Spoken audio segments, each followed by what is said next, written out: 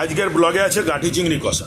প্রথমে কড়াইতে সর্ষের তেল নেওয়া হলো, তারপরে ওতে চিংড়ি মাছ ভাজা হচ্ছে, হালকা করে ভাজা হচ্ছে, বেশি লাল আর কড়া করে ভাজা হবে না, তাহলে শক্ত হয়ে যাবে।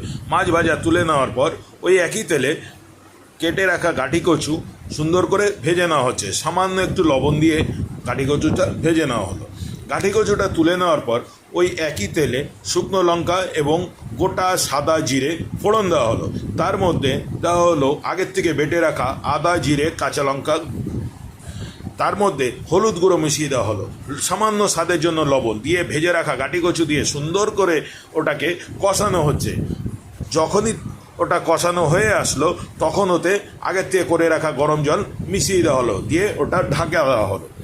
এরপরে ঢাকা তুলে যখন দেখা হলো জলটা ফুটে গেছে, তখনই ভেজে রাখা চিংড়ি মাছগুলো মিশিয়ে দিয়ে ওতে সামান্য 2-4 দানা চিনি এবং শাহি গরম মশলা দিয়ে নেড়েছে